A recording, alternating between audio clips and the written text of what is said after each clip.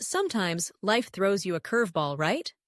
Like, one minute you're just a regular person, living your life, and the next, you're sitting in a hospital exam room, your heart racing because there's this doctor, this ridiculously handsome doctor, who walks in, and suddenly, your whole world shifts. I mean, I was just there for a checkup, right? But then, I look up, and there's Dr. Ethan Collins, with that charming smile, and those eyes that seem to see right through you. It's like he's not just checking my chart, he's checking my soul. And let me tell you, the moment our eyes met, it felt like the universe hit pause. I could feel this electric connection, but I quickly reminded myself, hey, he's my doctor. This is not how this is supposed to go. But then, he starts asking me about my symptoms, and all I can think about is how he's leaning in a little too close, and I'm just trying to focus on my breathing instead of how my heart is doing somersaults.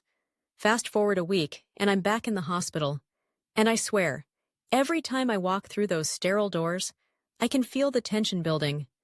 It's like there's this invisible string pulling us together.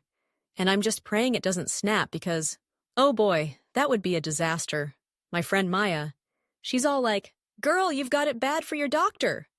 And I'm just trying to play it cool, but inside, I'm a mess.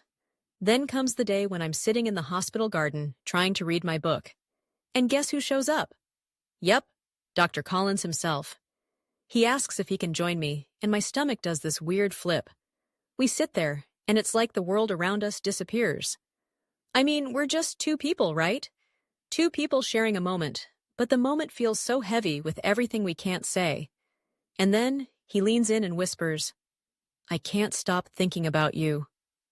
My heart practically stops. I mean, did he just say that? But then I remember, he's my doctor. This is all kinds of wrong. I want to scream, "Yes, me too, but we can't." But instead, I just sit there, torn between my heart and my head. Weeks go by, and it feels like we're dancing around this forbidden line. I know I shouldn't feel this way, but every time I see him, it's like the rules fly out the window. But deep down, I know we can't cross that line. We can't let our hearts lead us into chaos. Then one night, I show up at his office, and let me tell you, my heart is pounding. I can feel the weight of everything we've been avoiding.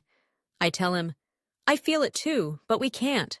And as I say those words, I can see the pain in his eyes. It's like we're both standing on the edge of a cliff, knowing we can't jump. But oh, how we want to. Finally, the day comes for my last checkup.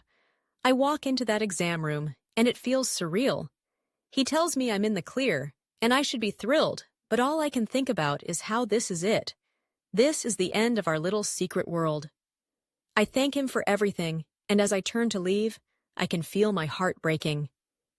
"Goodbye, Ethan," I whisper, and as I walk out, I know we made the right choice. But man, does it hurt. Sometimes love is just not enough, and you have to let go for the greater good. But oh, how I wish things could have been different.